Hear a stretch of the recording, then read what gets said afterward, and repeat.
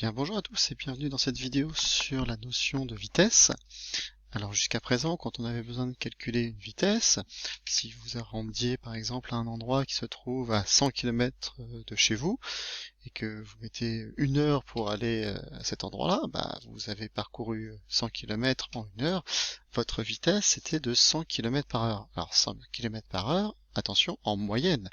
Ça veut dire que, ça ne veut pas dire qu'à chaque instant, vous êtes allé à 100 km par heure, ça veut dire qu'en gros, si vous faites le même trajet, mais avec 100 km heure de moyenne, en ayant toujours la même vitesse, eh bien, vous pourrez parcourir la même distance. Donc cette notion, c'est celle qu'on a l'habitude de faire, c'est cette notion de vitesse, mais par contre maintenant qu'on va distinguer de la vitesse moyenne, donc là c'est ce qu'on a jusqu'à présent, ce qu'on a fait, c'est la vitesse moyenne, de la vitesse qu'on va appeler là donc la vitesse instantanée, c'est-à-dire la vitesse en un instant donné. Alors comment est-ce que je fais pour calculer une vitesse moyenne? C'est pas très compliqué, on vous dit donc le mouvement d'un solide est aussi caractérisé par sa vitesse, c'est-à-dire la variation de la position relative au temps. Oui, puisque votre vitesse moyenne, alors on va l'appeler V-, donc V en indice mois, eh bien c'est une variation de distance, vous êtes allé d'un point à un autre. Alors d'habitude on met D, mais on a le droit de mettre un delta D, puisque vous voyez bien qu'on change de position, donc on va changer de variation, donc delta D divisé par une durée, donc une durée c'est un delta t. Ça veut dire qu'on va donc avoir une variation de temps. Alors, donc ça c'est ce qu'on a fait jusqu'à présent, vitesse moyenne, la distance parcourue sur le temps. Donc là je le mets peut-être d'une manière un peu différente, mais globalement ça reste les mêmes calculs, ça ne change rien. Alors en ce qui concerne vos grandeurs, votre vitesse moyenne, ça c'est, je vais la noter, donc c'est la vitesse moyenne, on va la noter V-, donc vitesse moyenne.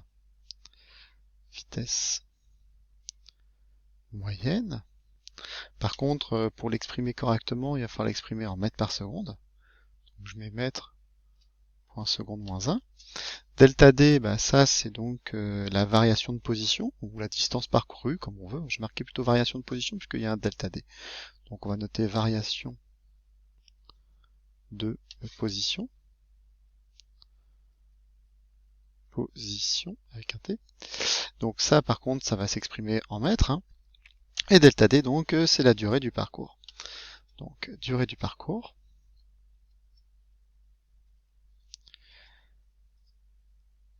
Donc, durée du parcours, ce sera en secondes si ma vitesse est exprimée en mètres par seconde.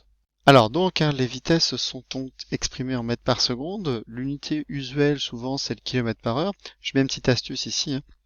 Pour avoir la vitesse en mètres par seconde à partir de celle en kilomètres par heure, je divise par 3,6.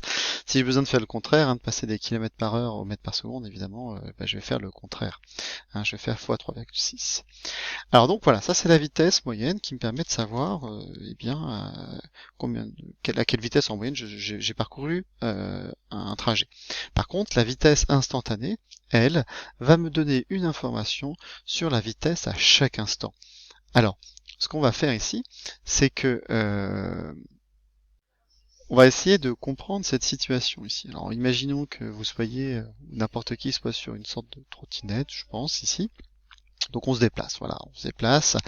Donc ici on a un axe de longueur, donc ici les distances qui vont être parcourues, donc ça c'est l'axe X, voilà, je me déplace suivant une direction dans un mouvement rectiligne. Donc à un moment donné, ma position est ici, donc ça s'appelle X de t, ça veut dire que c'est ma position à l'instant t, et puis évidemment si je suis à un instant plus tard, je vais être en avant, donc je vais être à un instant t plus une certaine durée delta t. Et donc en fait entre ces deux instants ici, il s'est écoulé une durée delta t. D'accord, ici je suis à l'instant t, ici je suis à l'instant t plus delta t. Donc entre les deux, évidemment, la différence entre les deux, c'est delta t. Alors, donc votre vitesse instantanée, comme elle va dépendre du temps, on va la noter autrement. On va déjà la noter v, entre parenthèses, t, pour dire que justement cette vitesse, c'est une fonction du temps. D'accord, comme en mathématiques, quand vous mettez f de x, f c'est la fonction et x c'est votre grandeur. Donc voilà, ici la grandeur qu'on va utiliser, c'est le temps, et la fonction, c'est la fonction de la vitesse. Alors, on comprend que cette vitesse instantanée sera d'autant plus précise que l'intervalle de temps que j'ai ici sera court. Plus j'ai un intervalle de temps court entre ces deux valeurs-là, et plus la valeur instantanée va être précise. En fait, je pourrais par exemple calculer la vitesse moyenne que j'ai entre ces deux instants-là, et faire en sorte d'avoir l'intervalle de temps le plus petit possible. Alors, on va le noter de manière mathématique pour comprendre comment est-ce qu'on va faire pour le calculer. Alors, mathématiquement, ce que je vais faire là n'est pas à savoir, mais au moins on va comprendre d'où ça vient, ce que je vais expliquer sur la leçon. Alors donc, la vitesse moyenne, qu'est-ce que c'est? Donc V moi, c'est la vitesse, c'est donc, alors c'est le rapport entre deux choses, c'est donc la distance que j'ai parcourue. Donc la distance que j'ai parcourue, à cet instant-là, je suis en x plus t plus delta t, et donc évidemment mon delta d de tout à l'heure, celui-ci, c'est bien une variation de position. Mes deux positions, c'est x de t et x de t plus delta t, donc je vais faire cette position-là, moins cette position-là, c'est bien ma variation de distance.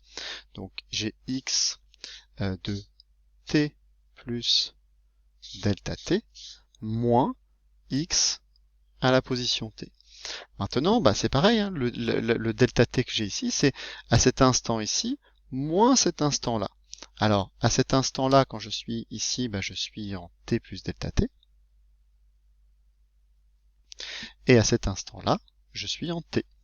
Donc, je vais faire moins t. Je m'aperçois d'une chose, c'est que je vais pouvoir supprimer mes delta t, mes t, pardon. Voilà. Et donc, l'expression que j'ai, finale, c'est x de t plus delta t moins x de t sur delta t. Bien.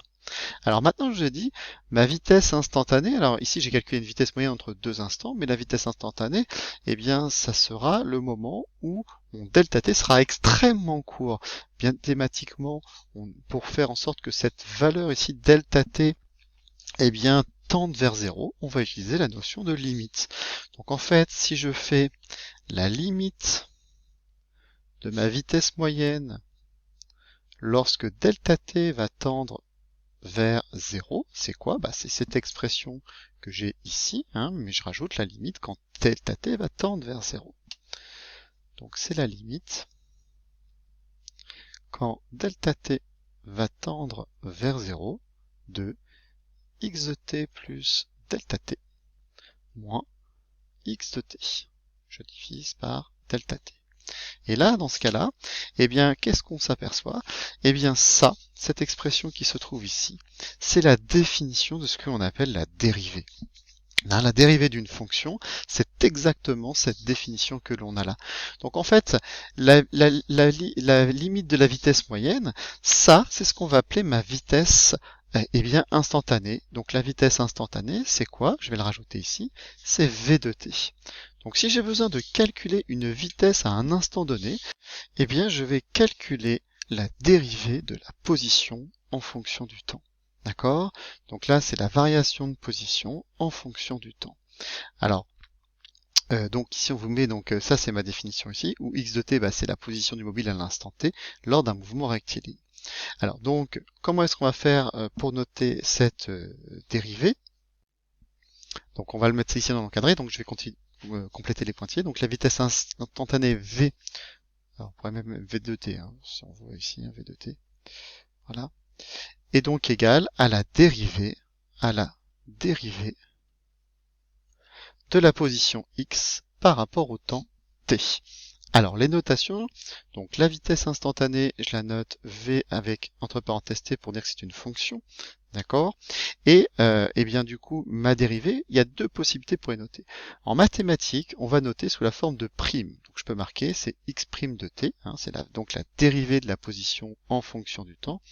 En physique, on va utiliser une autre notation. On va utiliser la notation avec des d. Voilà, donc le d qui veut dire dérivée de x de t, voilà, divisé par d de t.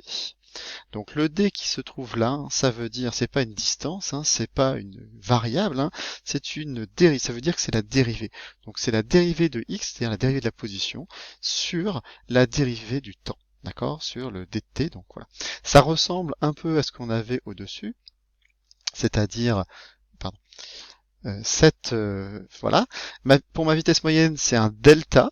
Si j'ai un instant qui est très large, qui est très grand, donc si je veux calculer une vitesse sur une durée assez longue, bah, c'est ma vitesse moyenne, donc c'est une variation de distance sur la variation de temps. Par contre, quand c'est un temps très très court, c'est plutôt une dérivée. Donc là, vous voyez, ça ressemble, c'est d de x, c'est pas un delta, c'est un d. Donc c'est une dérivée que l'on va obtenir.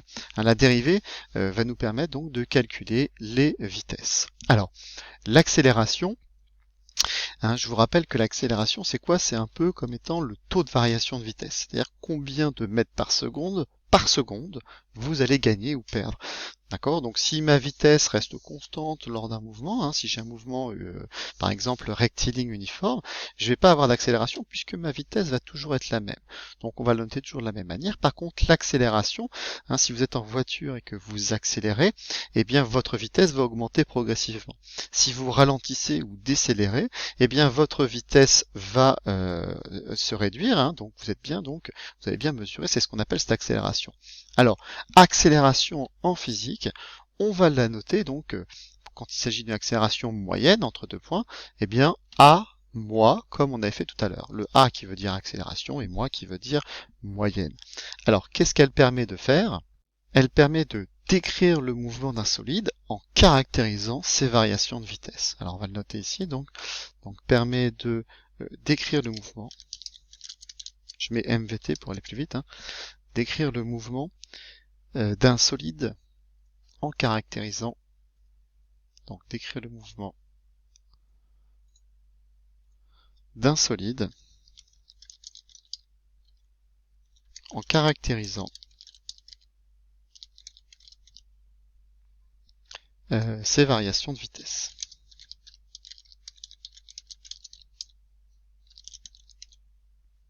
Voilà, écrire ça un peu mieux. Comment je vais faire? On va faire ça. Plus petit. Et formidable.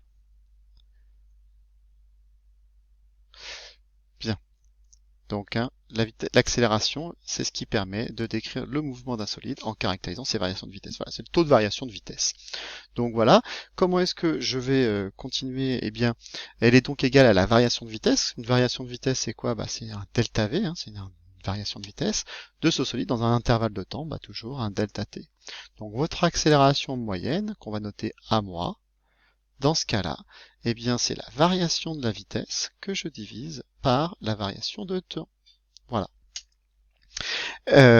Donc, si vous regardez bien, ça ressemble un petit peu à la définition de la vitesse moyenne, sauf que tout à l'heure pour la vitesse moyenne c'était un delta x ou un delta d, peu importe, une variation de position. Là par contre pour l'accélération moyenne, c'est une variation de vitesse. Alors pour comprendre un petit peu cette notion d'accélération, on va faire un exemple. On va calculer l'accélération moyenne entre deux points M2 et M3, les positions du mobile au temps T2 et T3. Donc voilà, je reprends mon exemple de tout à l'heure avec la trottinette là. Donc là je suis à l'instant T1, je suis à l'instant T2, T3, T4. Donc déjà intuitivement, on voit que dans les différences de temps, eh bien j'ai une distance parcourue qui est plus grande. Donc mon accélération ici va être positive. D'accord? Alors comment est-ce que je fais? Je vais essayer de voir quelle est la vitesse de mon mobile à l'instant 2, et puis la vitesse de mon mobile à l'instant 3, et puis je vais faire la variation de vitesse. Alors en M2, le mobile a une vitesse V2, je l'appelle V2. En M3, il a une vitesse V3. Donc, l'accélération moyenne, donc je fais à moi pour dire accélération moyenne. Alors, je vais peut-être rajouter quelque chose pour dire c'est de 2 à 3. Donc, je vais mettre une 2 avec une flèche 3. Voilà. C'est égal à quoi? C'est la variation de la vitesse. Donc, la variation de la vitesse toujours de 2 vers 3 divisé par la variation de temps entre le temps 2 et le temps 3. Donc maintenant, si je fais ça avec des valeurs, donc ça fait V3 moins V2, donc c'est la vitesse que j'ai après moins la vitesse d'avant, divisé par le temps 3 moins le temps 2. Voilà, ça c'est mon accélération que je peux calculer ici. Si je connais les temps et les vitesses, si je connais la vitesse à cet instant-là et c'est la vitesse à cet instant-là, les temps 3 et 2, je peux calculer mon accélération moyenne. Donc ici, à moi de 2 vers 3, c'est l'accélération moyenne calculée entre les points M2 et M3. Par contre, il faudra toujours avoir la bonne unité. Donc c'est une variation de vitesse. La vitesse est en mètres par seconde. Et bien là, les vitesses, c'est des mètres par seconde par seconde. Donc ça veut dire des mètres par seconde moins 2. Donc, ce sont des mètres par seconde au carré. Hein, si vous voulez en avoir véritablement le cœur net, hein, je peux faire une petite chose, mais ça vous le faites pas sur votre feuille de cours. Donc c'est des mètres par seconde, donc ça veut dire que c'est des mètres que je divise par des secondes, que je redivise par des secondes. D'accord? Donc ça vous fait bien des mètres secondes au carré, c'est-à-dire des mètres point seconde moins 2. Voilà, donc l'accélération ici, ce sont des mètres secondes moins 2, donc ça veut dire des mètres, je vais peut-être le mettre ici entre parenthèses, mètres, c'est un R ici, par, voilà, j'écris pas bien, seconde au carré. Voilà. Alors, de la même manière que tout à l'heure, on va calculer l'accélération instantanée. Si vous avez bien compris ce qu'on a fait tout à l'heure, bah, en fait, pour la vitesse moyenne de tout à l'heure, la vitesse moyenne, la variation de distance parcourue sur la variation de temps me donnait cette valeur-là. Hein, donc pour une vitesse instantanée, eh bien c'était la dérivée de la position divisée par le temps. Bah là on va faire la même chose, hein. Je vais partir de celle-ci, bah en fait du coup l'accélération moyenne, ça va être la dérivée de la vitesse instantanée sur le temps, ça va être la même chose. Je vais pas refaire la démonstration que j'ai faite tout à l'heure. Alors, point de vue des notations, bah, ça va être on va continuer dans la même lignée. Donc comme pour le calcul de vitesse instantanée, l'accélération instantanée notée, alors cette fois-ci c'est une fonction du temps, donc c'est a de t, d'un mobile à l'instant. Qu'est-ce que j'ai fait? J'ai fait une petite erreur. Ah oui, j'ai oublié de mettre un petit espace. Là, il faut mettre un espace. À l'instant t, est une accélération calculée sur un intervalle de temps extrêmement court, c'est-à-dire que le delta t de la vitesse moyenne devient dt instantané. Donc l'accélération instantanée a de t est donc égale à la dérivée de la vitesse instantanée par rapport au temps. Donc est égale à la dérivée de la vitesse instantanée. Donc de la vitesse instantanée. Donc on a nommé v de t par rapport au temps. Voilà, ça c'est noté après. Alors donc comment je la calcule? Bah, je vais faire que a de t, entre parenthèses, eh bien soit je note avec des primes comme on a fait, hein, donc ça fait v' de t, ça c'est en mathématiques, on voit souvent ça comme ça. Nous, je vous ai dit, on va noter là par un t, donc c'est d de v de t sur dt. Alors j'ai une autre possibilité de le faire encore une fois, puisque la vitesse est en même temps une dérivée. Donc là en fait, si je connais la position, eh bien si je connais la position, l'accélération, c'est quoi? Bah, c'est la dérivée seconde, c'est la deuxième dérivée, c'est-à-dire que je dérive deux fois. Alors comme je dérive deux fois, au point de vue des notations, on va écrire que c'est d2, d'accord, sur x de t, donc c'est la dérivée, la deuxième dérivée, hein, le 2 ici veut dire deuxième dérivée de dt2. Voilà. Alors, me demandez pas pourquoi est-ce que le 2 ici de le dérivé il est sur le d et là il est sur le t, c'est que c'est comme ça. D'accord? Voilà. En tout cas, c'est comme ça qu'on va noter la deuxième dérivée. C'est-à-dire que si je connais la position, eh bien je vais dériver une fois pour avoir la vitesse, et je vais dériver une deuxième fois pour avoir l'accélération derrière. Alors, le mieux, je pense, pour comprendre, c'est de faire un exemple. C'est ce que vous avez sur la suite. Alors, ce qu'on peut vous demander, hein, ici je mets point mathématique, c'est comment calculer la dérivée d'une fonction polynomiale du second degré. Alors ça fait peur un peu ces mots-là, mais ça ne l'est pas, vous inquiétez pas, c'est pas si dur que ça. Alors, soit x de t, une fonction polynomiale du second degré. Alors qu'est-ce que ça veut dire un polynôme, hein? C'est tout simplement une fonction qui ne contient que des sommes et des produits de constantes. Alors, la plupart du temps, un polynôme du second degré, eh bien, aura pour expression ax au carré plus bx plus c. Alors comme nous ici, la fonction c'est en fonction du temps, on va pas utiliser le x comme variable, mais plutôt le temps comme variable. Alors vous, hein, souvent vous marquez en mathématiques y égale, enfin y en fonction de x. Bah, moi c'est un peu plus compliqué puisque en fait la variable ici, attention, c'est le temps, d'accord, et puis la fonction c'est x. Voilà, parce que x c'est la position. C'est pour ça que c'est un peu plus difficile, mais bon, c'est pas très grave. On va essayer de faire en sorte de ne pas se tromper dans les notations. Alors, x de t, donc ça c'est ma fonction. C'est quoi? Ça va être du type a t carré plus bt plus c. D'accord? Alors, c'est quoi ces A, B et C? Bah, les A et B, C, je vous dis, ça appartient eh bien, à l'ensemble des réels. Donc, c'est n'importe quelle constante qui est réelle. Ce sont des chiffres, hein, des nombres, n'importe lesquels, donc qui sont réels. Et donc, ici, bah, ma variable à moi en physique, hein, c'est le temps.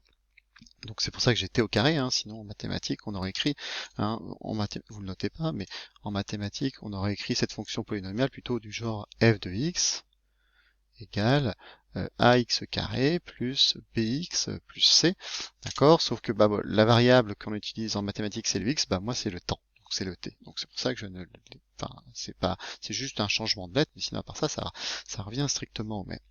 Alors comment est-ce que je vais faire pour noter eh bien ma dérivée? Soit je le note du genre x' de t, soit je note comme en physique, hein, on va faire ça nous, comme en physique, c'est d de x de t sur d de t. Voilà. Alors bon, mon x de t c'est pas dur, c'est celui-ci. Donc je vais le remplacer. Donc ça fait d de at carré plus bt plus c que je divise par dt. Alors, bon, faut que j'arrive à dériver mon polynôme ici. Alors, c'est pas très compliqué. Pour n'importe quel type de fonction avec une puissance, alors j'ai un petit truc, moi, imaginons que vous ayez un a t puissance n. Alors si je le dérive, si je le mets en prime, eh bien en fait je vais multiplier par le n va descendre ici, ça va vous donner a fois n, divisé par t à la puissance n-1. C'est-à-dire qu'on va retirer un degré là-haut. Donc si on retire 1 degré ici, eh bien on va voir ce que ça donne. Alors, je reprends mon calcul là, je vais me déplacer ici. Donc le a, bah, il reste là, on est bien d'accord. Le t, bah, je vais lui enlever 1 degré. Ici, je suis à 2, j'enlève 1, il ne me reste plus que 1. Mais je mets le 2 devant. Donc ça fait a fois 2, multiplié par t à la puissance, on va dire 2 moins 1, ce qui va vous donner 1. D'accord, donc je vais l'effacer, parce que 2 moins 1, je pense que vous êtes capable de faire le calcul. Donc même 1, je ne mets pas. Plus quoi? Plus le b qui se trouve juste à côté, fois le t. Donc le t qui se trouve pour l'instant ici, c'est à la puissance 1, hein, on ne met pas. Je lui retire 1, ça vous donne 0. Donc, quelque chose à la puissance 0, hein, vous savez que ça va vous donner 1. Ça veut dire que ce terme-là, eh bien ici, va disparaître. Il va me rester plus que le b. Et le c, eh bien c'est une constante. Donc toute dérivée de constante est égale à 0. Donc ce qui veut dire que si je réécris ça un petit peu plus joliment ici, bah, j'ai quoi? C'est 2a t plus b. Voilà. Donc si je veux dériver cette fonction polynomiale, hein, donc le 2 passe ici. Voilà. Ici, bah, il n'y a pas de, j'enlève mon t et puis le c disparaît complètement. Donc ça, c'est la dérivée que je peux calculer par une fonction du polynôme. Alors, voyons, faisons cet exemple. Ce que je vous propose, c'est que bah, vous essayez de le faire vous-même, vous faites sur pause, et puis quand vous avez terminé, bah, vous essayez de retrouver la correction. Si vous avez du mal, vous pouvez toujours regarder la correction, c'est pas un problème. Alors, exemple, on vous dit donc que la trajectoire d'un point en fonction du temps est décrite par la fonction suivante. On imagine que l'on connaît la position d'un mobile hein, qui est à peu près cette équation de droite. Alors, ce type d'équation, c'est ce qu'on appelle une équation horaire. Donc, je vais vous le donner. Donc, c'est une équation horaire. Pourquoi ça s'appelle une équation horaire? Parce que j'ai la position en fonction du temps. Voilà, donc j'ai tous les paramètres. Donc ça c'est donné. Hein. De toute façon, pour l'instant, vous n'avez pas à les déterminer. Ce sera toujours donné. Donc on vous dit, voilà, l'expression d'un mobile est celle-ci. Tac. Maintenant, donnez l'expression de la vitesse en fonction du temps v de t. Alors vous savez que la vitesse v de t, hein, bah, c'est la dérivée de la position. Donc c'est d de x sur d de t. Voilà.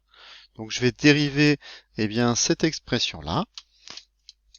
Alors comment est-ce que je fais?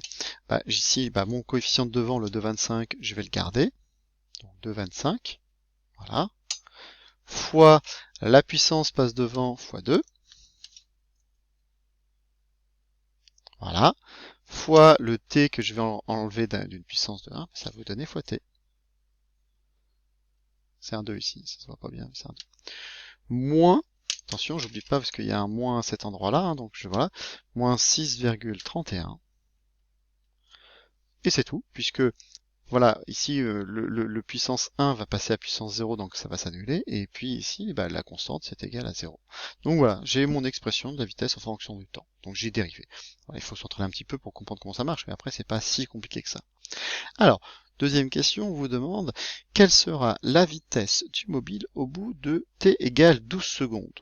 Bah, du coup, maintenant, comme j'ai mon expression de la vitesse en fonction du temps, eh bien, je vais pouvoir calculer sa vitesse, puisque au bout de 12 secondes, je vais tout de suite savoir eh bien, quelle est sa vitesse. Alors, je vais noter peut-être V12 pour dire que c'est au bout de 12 secondes. Je remplace mon 12 par le t par le 12, et puis je vais faire mon calcul. J'aurais peut-être pu tout à l'heure d'ailleurs faire un calcul, ça fait 4,5. Donc ça fait 4,5, hein, 2,25 fois 2, ça fait 4,5 fois 12 moins 6,31. Et donc si on sort la petite calculatrice, on va trouver 47,7 mètres par seconde. Voilà. Ensuite, donner l'expression de l'accélération en fonction du temps. Donc moi j'ai l'expression de la vitesse. Bah, pour avoir l'accélération, je vais encore dériver une deuxième fois puisque l'accélération c'est la deuxième dérivée. Donc l'accélération a de t, c'est égal à quoi? Bah, c'est d de v de t sur dt. La vitesse, l'expression de la vitesse, elle est là-haut, donc je vais dériver cette expression-là. Alors ici j'avais le coefficient devant, c'est 4,5, je vais le noter. Alors le t, bah, souvenez-vous, quand on dérive ici, je suis puissance 1, quand je vais perdre un cran, donc ça va faire puissance 0, bah, ça va s'annuler. Et puis ça c'est une constante, quand je dérive une constante, eh bien ça fait 0. Donc ça vous donne 4,5, et c'est tout. D'accord? Donc ça c'est l'expression en fonction du temps, eh bien c'est juste 4,5. Donc petit 4, au bout de combien de temps le module va atteindre la vitesse de 30 mètres par seconde? Alors on va essayer de réfléchir un petit peu sur cette question-là. Nous, on nous demande un temps et on connaît une vitesse. D'accord? Alors bah, je vais regarder peut-être dans les expressions que j'ai. Bah, alors regardez bien, j'ai une vitesse que je connais et puis on va me demander le temps. Bah, donc je vais utiliser cette expression-là. Donc la vitesse, ça va être 30 mètres par seconde. Donc ça va être 30, hein, je remplace ici ma vitesse, si vous regardez bien, je vais peut-être faire ça. Donc la vitesse ici, bah, c'est ce 30 mètres par seconde. Égale à quoi? Eh bien 4,5 fois le temps hein, qui m'est demandé, moins 6,31. Voilà. Alors une fois qu'on a posé ça, hein, bah après c'est plus compliqué, ce sont des maths. Donc on va résoudre cette équation-là. Donc ça vous donne, bah, je vais faire ça peut-être en plusieurs étapes, 30 plus 6,31 égale 4,5 fois t. Hein. Donc là ce que j'ai fait, c'est que j'ai passé le moins 6,31 de l'autre côté. Donc je change de signe ici. Et donc le temps c'est quoi? C'est là j'ai passé le 4,5 par côté, donc je vais diviser, donc ça fait 30 plus 6,31 divisé par 4,5. D'accord, là dans ce cas-là j'ai passé le 4,5 de l'autre côté, c'est-à-dire que ici à droite je fais fois 4,5, de l'autre côté je divise. Voilà, puis après bah, on peut sortir évidemment la calculatrice si on ne sait pas le faire, donc ça fait environ, allez, 8 secondes. Donc voilà. Donc si je connais globalement bah, l'expression qui est donnée de la position, je peux calculer la vitesse à chaque instant, d'accord? Et puis je peux aussi faire le contraire. Si je veux atteindre telle vitesse, bah, je sais combien de temps il va me falloir le faire. Hein, sur un mobile, par exemple, si on veut sur une voiture savoir au bout de combien de temps elle va atteindre cette vitesse-là, si je connais bah, son accélération ou son expression là, eh bien je vais pouvoir savoir en combien de temps elle va arriver à cette vitesse-là. Voilà, donc ce cours est terminé sur la cinématique. Je vous souhaite une bonne journée, je vous dis à bientôt, au revoir.